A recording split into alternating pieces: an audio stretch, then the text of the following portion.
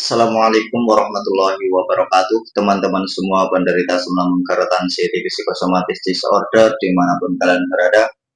Semoga kalian diberikan kesembuhan, diberikan kesehatan, diberikan kesenangan, kebahagiaan, serta ketenangan. Amin, amin ya robbal alamin. Oke, kembali lagi dengan saya tentunya di channel Berpikir Positif. Bagi teman-teman semua yang baru saja bergabung, alangkah baiknya subscribe terlebih dahulu. Jangan lupa tekan tombol loncengnya agar tidak ketinggalan video terbaru mengenai gangguan asam lambung keretan CTP psikosomatis disorder. Dan jangan lupa tekan tombol like-nya, komen, serta share video ini kepada teman-teman yang sedang mengalami gangguan asam lambung keretan CTP psikosomatis disorder.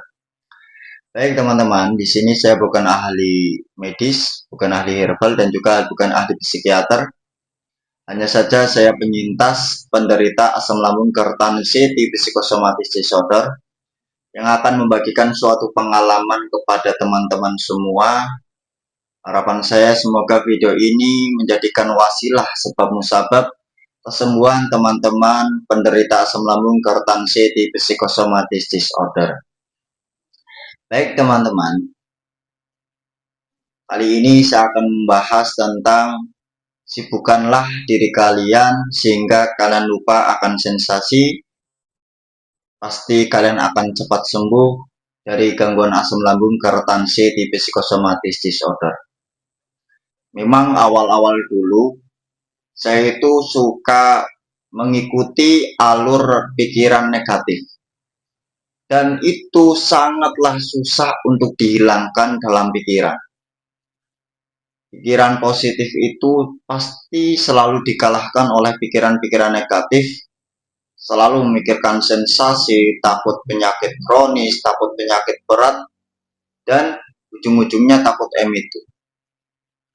Memang penderitaan CTP disorder yang selalu dipikirkan pasti mengarahnya itu mengarah ke hal-hal yang negatif. Pikirannya susah dikontrol, susah fokus, liar, berisik, ngomong sendiri, atau loncat-loncat. Dan pastinya selalu mengarahkan hal-hal yang ngaco itu.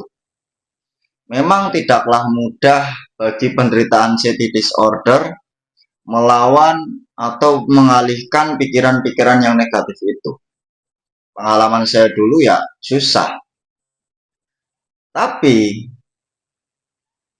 di saat saya selalu berpikir yang negatif, pikiran yang ngaco, pikiran kemana-mana, saya berusaha dan saya mempelajari dari hal-hal yang pernah saya alami seperti takut penyakit kronis, seperti takut penyakit berat. Itu saya memahami di saat ketika saya itu sering traveling ke rumah sakit. Sudah bolak-balik periksa dan ujung-ujungnya hanya gangguan asam lambung.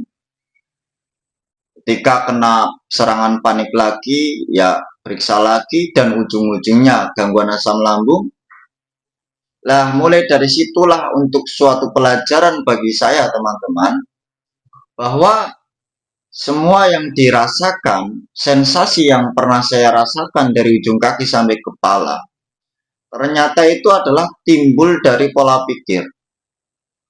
Pikiran-pikiran yang negatif, pikiran yang over, pikiran yang ngaco selalu mengaitkan dengan penyakit kronis, dengan penyakit berat itu. Sehingga sensasi mulai dari ujung kepala sampai kaki itu bermunculan. Jantung berdebar, nafas berat, keringat dingin, piar-piaran, les-lesan, sempoyongan, kayak mau jatuh, mudah capek, mudah lelah, ngos-ngosan itu. Nah, mulai dari situ, itu untuk pelajaran, untuk saya terapkan dalam pola pikir saya, bahwa apapun sensasi yang pernah saya alami itu nggak ada hubungannya dengan penyakit kronis. Nggak ada hubungannya dengan penyakit berat. Karena saya sudah mempelajari, bahkan pernah sampai ke spesialis dalam, dan faktanya jantung yang sering mengalami jantung berdebar itu, paru-paru ya sudah dicek karena sering mengalami nafas berat, dan faktanya itu normal. Nah, mulai dari situ untuk suatu pelajaran buat saya bahwa semua yang pernah saya alami itu tidak berbahaya. Ternyata itu dari pola pikir yang terlalu over. Nah, mulai dari situlah mulai berkurang. Nah, terus kemudian saya itu melakukan aktivitas yang menyenangkan. Seperti hobi. Saya biasanya yaitu melakukan aktivitas seperti ya mainlah ke rumah teman atau main ke rumah tetangga begitu. Sebenarnya untuk menyibukkan, sebenarnya untuk mengalihkan sensasi teman-teman. Sebenarnya itu. Nah, terus di saat itulah di bulan ketiga saya melakukan metode seperti jalan-jalan pagi. Tentunya yang awalnya saya nggak pernah olahraga jalan-jalan pagi, bahkan nggak memiliki hobi jalan-jalan. Mau nggak mau karena kena asam lambung GERD itu, apalagi tambahan anxiety, cemas yang berlebihan apa-apa ditakutin, ya akhirnya saya mau melakukan jalan-jalan pagi setelah itu berjemur. Secara konsisten, memang awal dulu, waktu pertama saya melakukan jalan-jalan pagi, setelah itu berjemur memang seperti sempoyongan, keringet dingin, ngambang, kayak mau pingsan, bahkan kayak mau jatuh itu, serasa nggak enak lah, tremor. Nah, karena saya kepengen sembuh ya saya tekadkan. Dan waktu itu memang waktu pertama saya melakukan sampai 2 minggu, itu rasanya kepengen pulang, cepet pulang karena tremor itu. Tapi waktu itu saya paksakan nggak pulang. Dan saya berusaha mengalihkan, bahkan saya berusaha bodo amat. Memang waktu itu memang susah. Dan ternyata itu pun cuma numpang lewat teman-teman, cuma sebentar begitu. Saya waktu itu ya olah nafas, tarik nafas, tahan beberapa detik, kemudian keluarkan secara perlahan melalui mulut. Lah mulai hilang tuh sensasi sempoyongan pingsan kayak mau jatuh itu. Itu pun sampai 2 minggu teman-teman. Itu pun sampai 2 minggu. Tapi saya konsisten tetap melakukan itu.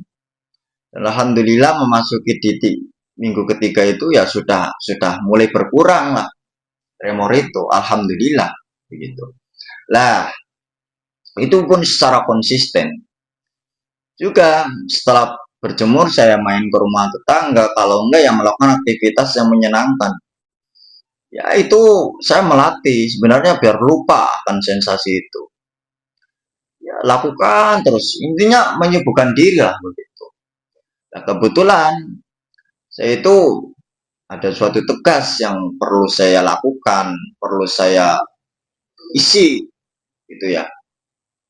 Itu seperti saya kan punya kegiatan mengerjakan skripsi, itu saya kerjakan skripsi itu ya untuk mengalihkan sehingga saya lupakan sensasi. Nah, sudah terbiasa terus saya itu menikmati apa yang saya lakukan, apa yang saya kerjakan sehingga saya lupa sedikit demi sedikit saya lupakan sensasi itu teman-teman. Nah, terus setelah itu terbiasa, terus saya paksakan keluar rumah yang agak jauh, paksakan kumpul sama orang-orang normal. Memang waktu awal saya kumpul sama teman-teman atau orang-orang normal itu, ya keringet dingin, jantung berdebar-debar, nafas berat, pengen pulang itu karena tremor, nafas berat gitu. Nah, itu saya sebentar-sebentar main gitu. Saya melatih mental sebenarnya. Nah, terus sudah mulai saya paksakan, sudah mulai bangkit begitu. Apa yang saya takuti sudah mulai saya lawan begitu. Alhamdulillah sedikit demi sedikit sudah membaik juga. Alhamdulillah ketakutan-ketakutan yang gak rasional itu sudah mulai hilang. Nah, itu. Jadi sangat penting sebenarnya buat teman-teman semua penderita sindrom hipertensi psikosomatis disorder. Itu ya walaupun nggak sibuk, ya usahakanlah menyibukkan diri. Terus di saat menyibukkan diri atau melakukan aktivitas yang tentunya menyenangkan, itu manfaatnya akan lupa terhadap sensasi. Nah, ketika sudah mulai lupa, sudah tidak merasa-rasakan sensasi, tidak mengait-ngaitkan sensasi, itu alhamdulillahnya lupa Nah, ketika lupa, alhamdulillahnya ya cepat membaik, cepat sembuh begitu. Itulah pengalaman saya, teman-teman. Maka ayolah kalian menyibukkan diri. Dengan cara menyibukkan diri itu akan cepat sembuh dari gangguan asam lambung, GERD, psikosomatis disorder. Terus jangan selalu ingat-ingat sensasi itu. Jangan selalu mengingat-ingat sensasi yang horor itu. Berusahalah melupakan sensasi yang horor. Kalaupun ada, ya berusahalah atau belajar step by step itu dengan cara bersikap masa bodoh amat terhadap sensasi. Dan itu pun nggak berbahaya, teman-teman. Kalian berulang kali ke rumah sakit, traveling ke rumah sakit, ketika diserang panik itu, nyatanya di rumah sakit kan ujung-ujungnya hanya gangguan asam lambung, GERD, psikosomatis disorder kan. Itu. Terus juga di saat sudah mulai membaik, sensasi sudah jarang menghampiri, ya diusahakan ya harus menjaga pola pikirnya. Pola pikirnya itu yang paling utama. Ketika nggak ada sensasi, tidak ada sensasi, ya diusahakan jangan memancing-mancing sensasi. Kok tumben ya sensasinya nggak muncul, itu hindari itu hal-hal seperti itu. Nanti akan memancing, nanti pikirannya over lagi, nanti dikendalikan oleh pikiran anxiety lagi, nanti akan mengarah ke negatif lagi. Nanti takut sama penyakit kronis, takut sama penyakit berat, dan ujung-ujungnya takut M lagi itu. Biasanya penderita asam lambung, GERD, psikosomatis disorder itu kan memang ketika sensasi sudah mulai nggak ada atau jarang gitu kan. Bahkan bisa sampai 3 minggu, 1 bulan nggak ada sensasi. Biasanya yang paling awet bagi penderita asam lambung, GERD, psikosomatis disorder itu cemas atau selalu memikirkan penyakit kronis sama penyakit berat atau memikirkan M itu yang paling awet kan. Nah, solusinya yaitu kalian harus belajar mengingat-ingat hal-hal yang membuat kalian itu trauma. Seperti GERD itu kan serasa kayak M itu. Dan itu pun nyatanya kalian kan ya sekarang masih menonton video ini. Sekarang kalian yang masih baik-baik saja, kalian traveling ke rumah sakit ya didiagnosa sama dokter hanya di gangguan asam lambung. Dan faktanya kalian kalau memiliki penyakit berat atau penyakit kronis kan itu. Memang susah sih mengalihkan pikiran-pikiran yang negatif itu kalau nggak mau menyibukkan diri atau melakukan aktivitas yang menyenangkan. Di saat kalian menyibukkan diri atau melakukan aktivitas ya dinikmati. Ya memang itu susah, tapi usahakan belajar menikmati apa yang kalian lakukan, menikmati apa yang kalian laksanakan itu. Nanti pastinya akan lupa lah akan sensasi itu. Terus ya harus berusaha melawan apa yang kalian takuti itu. Juga lihatlah faktanya begitu. Apa yang kalian takuti itu coba dilawan. Kalau pengalaman saya dulu itu dengar ambulan takut, dengar burung di malam hari takut, mau keluar rumah takut, di keramaian takut, di kesepian takut, di sore hari takut, mau tidur takut, dengar orang sakit takut, dengar orang meninggal takut, bagi yang laki-laki mau jumatan itu takut, terus sama takut penyakit kronis, takut penyakit berat, dan ujung-ujungnya takut M itu ya harus dilawan. Nah, kebanyakan dari teman-teman kenapa sensasi keliengan itu awet yang di fisik ini itu dikarenakan apa? Karena pikiran itu kan pastinya over, ya kan? Pastinya over, selalu memikirkan M itu terus. Nah, itulah yang membuat pikiran itu tegang terus-menerus. Ketika pikiran tegang terus-menerus, pikiran tegang terus-menerus itu, aliran darah kan akhirnya terhambat. Nah, ketika aliran darah terhambat, pastinya susah dikontrol, pastinya susah untuk diajak berpikir positif. Karena gini, semakin memikirkan hal yang negatif, maka kesetresan makin tinggi. Ketika kesetresan makin tinggi, maka semakin down. Imun itu langsung turun. Gitu. Nah, maka sudah berusaha hindari hal-hal yang negatif itu. Dengan cara apa? Ya menyibukkan diri sebenarnya. Jangan selalu mengingatkan itu. Jadi kalau kalian kepengen sensasi fisik seperti keliangan cepat hilang, ya berusaha berlatih step by step, lupakan hal-hal yang di luar ranah itu. Takut itu, takut penyakit kronis, takut penyakit berat itu. Itu memang bagi penderita anxiety disorder itu yang paling susah itu kan. Nah, maka tugas kalian itu ya perbanyak saja olahraganya, seperti jalan-jalan pagi, sama berjemur, itu secara konsisten nanti manfaatnya akan mengembalikan hormon serotonin sama hormon endorfin. Itu pasti akan menjadi bisa mengendalikan pikiran negatif biar nggak dikendalikan oleh pikiran negatif, juga akan mendapatkan kebahagiaan karena ada hormon endorfin itu. Kenapa penderita anxiety disorder itu selalu takut lah, hidupnya itu selalu takut, perasaan mudah sensitif, tersinggung. Padahal ada orang tidak membahas kita, cuma cerita saja, menciptakan orang lain. Penderita asam lambung gerd anxiety psikosomatis disorder itu sensitif, tersinggung. Waduh, jangan-jangan saya. Jadi gitu, langsung respon itu, pikiran negatif itu. Ya, itulah wajar, memang penderita anxiety disorder memang seperti itu.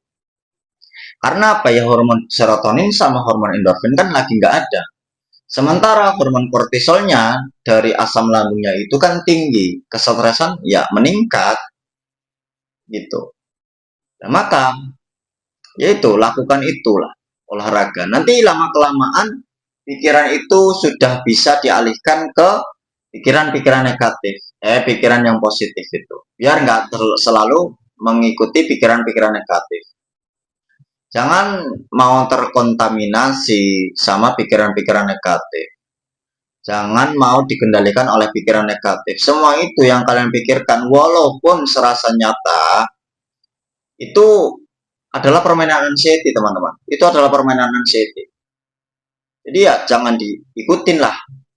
Anxiety kan tugasnya menghancurkan mental sama mengajak pikiran itu ke ranah-ranah yang negatif. Begitu.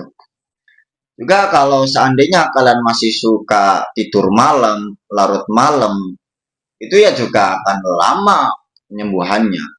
Ya, langkah baiknya ya tidur di jam yang tepat, minimal 8 jam dalam satu malam itu. Kalau kalian masih susah tidur, diusahakan kalian itu olahraga sore, jalan-jalan sore. Itu sangat membantu untuk tidur malamnya biar teratur, bisa jam 10 tidur itu secara konsisten. Pokoknya hidupnya lebih teratur lagi. Terus itu sangat penting kalau tidur malam itu jangan begadang dulu lah. Intinya tidur minimal dalam satu malam itu 8 jam. Ya. Terus hal-hal yang menurut kalian takuti itu diusahakan dialihkan, diusahakan bersikap masa bodoh aja. Kalau seandainya kalian tidur mimpi buruk, itu ya wajar.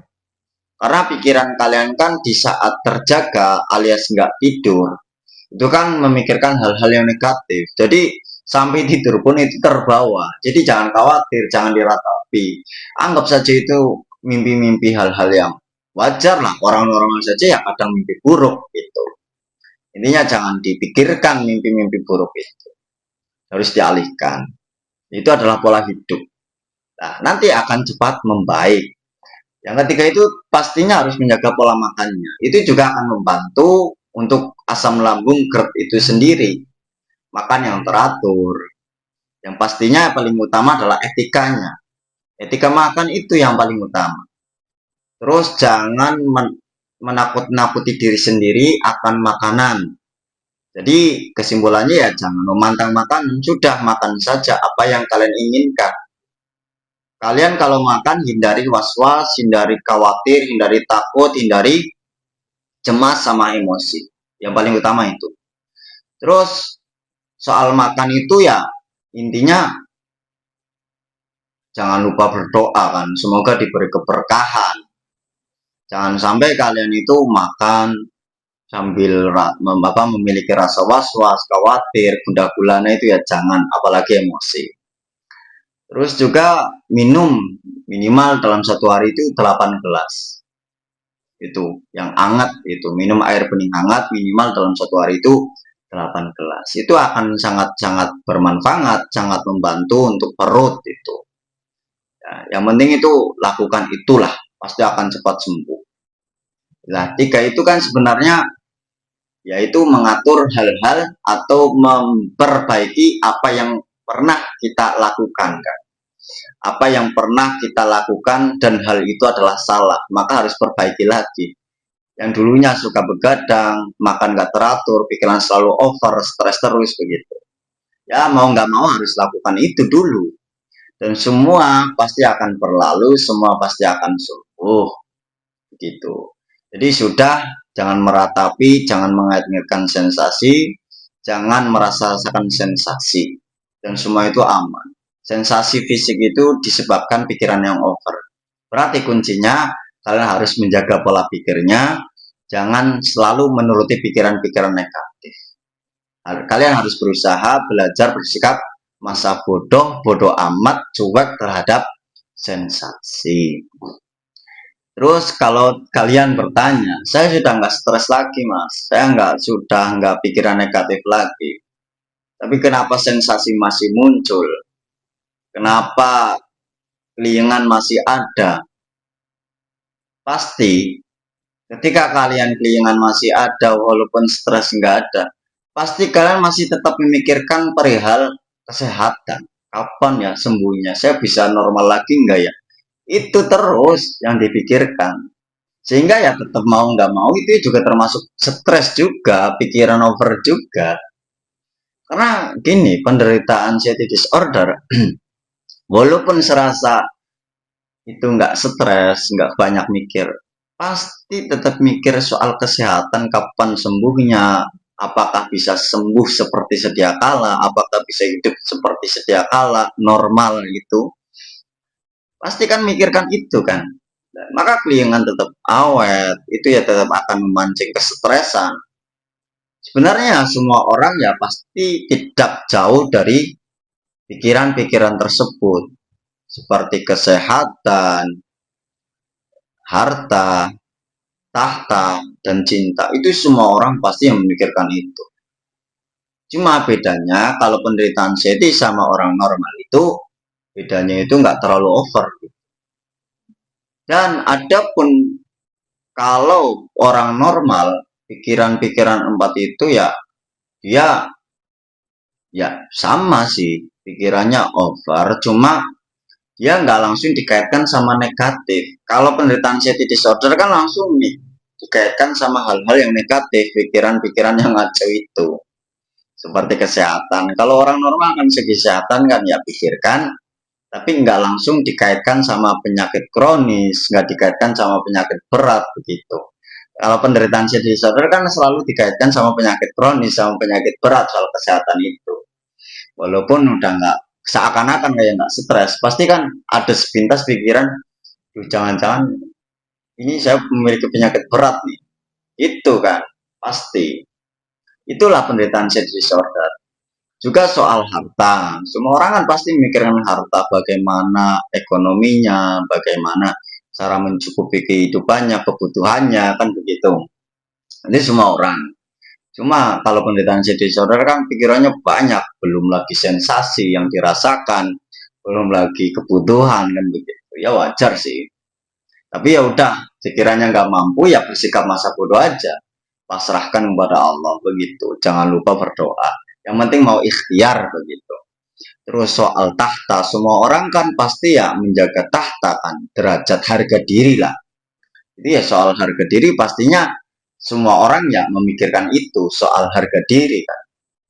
Apalagi penderitaan anxiety disorder, ketika cerita sama orang normal itu kan tambah tertekan lagi kalau dikatakan kurang iman, dikatakan atau diomong lebay, mengada-ngada, itu kan soal harga diri. Pasti penderitaan anxiety disorder ya langsung sensitif, emosi, marah begitu kan. Ya wajar, tapi ya Mulai sekarang udah bodo amat hal-hal itu, ucapan-ucapan itu. Orang normal itu ya ya sama dibilangin orang, digunjingin orang, itu ya memang seperti itu sama. Cuma penderitaan Z itu selalu dipikir itu, selalu dibikin over begitu sih. Itu semua orang yang suka seperti itu. Tapi ya nggak apa-apa, memang kehidupan itu ya kayak gitu kan. Ada yang suka, ada yang benci, itu ya wajar. Itu untuk sebenarnya untuk menyadarkan saja begitu. Terus soal cinta kan, soal cinta adalah itu adalah baik dalam keluarga, baik dalam pasangan ataupun lingkungan begitu kan. Ya soal peduli lah, soal mengasihi itu kan selalu dipikirkan. Apalagi kalau penderitaan disorder, ketika sedang mengalami mental psikis itu kan pikirannya seakan-akan nggak ada yang peduli. Ya memang seperti itu pengalaman saya. Seakan-akan sudah nggak ada yang mensupport, nggak mengasihi, nggak juga nggak peduli lah begitu, nggak mau menemani, nggak mau memahami apa yang dialami. Gitu. Ya wajar itu. Jadi sebenarnya penderitaan disorder itu banyak sekali pikiran-pikiran. Tapi ya untuk saat ini seharusnya kalian itu hindari hal-hal yang membuat kalian kacau di psikisnya atau pola pikir. Kalian harus bersikap masa bodoh dalam kehidupan yang sehingga mengacaukan mental kalian itu harus bersikap masa bodoh, hindari pikiran-pikiran yang over, pikiran yang berlebih itu. Kalian harus sering melakukan yang menurut kalian senang. Intinya menyibukkan diri dalam hal yang menurut kalian senang, itu akan membantu kalian lupakan sensasi sehingga kalian bisa cepat sembuh, bisa keluar dari jeratan anxiety disorder pastinya teman-teman. Itulah. Pokoknya lakukan hal yang menurut kalian senang, lakukan hal yang menurut kalian itu menjadi bahagia. Sibukkanlah diri kalian dalam hal-hal yang menurut kalian senang, pasti kalian akan lupakan sensasi dan kalian pasti akan cepat keluar dari gangguan anxiety disorder dan pastinya kalian akan sembuh total. Itu. Jadi kuncinya kalau kalian kepengen keluar dari jeratan atau lingkaran anxiety disorder yaitu dengan cara menyibukkan diri, mengalihkan sensasi, melupakan sensasi, terus memperlakukan diri kalian sendiri layaknya orang normal. Sebenarnya kalian itu ya sehat teman-teman. Sebenarnya kalian itu sehat, cuma hanya di gangguan pola pikir sama psikis saja. Jadi jangan khawatir, semua pasti akan berlalu, pasti kalian akan sembuh. Yang penting kalian tetap bersabar, ikhlas, dan mau berikhtiar, melakukan metode-metodenya, dan melakukan hal-hal yang menurut kalian senang, terus kalian harus melupakan sesuatu-sesuatu yang sekiranya menurut kalian itu berat menjadi beban yang bisa memperburuk mental kalian. Tetap semangat, pasti akan cepat sembuh. Mulai sekarang kalian harus mau melakukan metode-metodenya dan menjaga 3P-nya dan mau menyibukkan diri agar kalian lupa akan sensasi. Ketika sudah lupa akan sensasi, kalian pasti sembuh teman-teman. Kurang lebihnya mohon maaf yang sebesar-besarnya. Wassalamualaikum warahmatullahi wabarakatuh.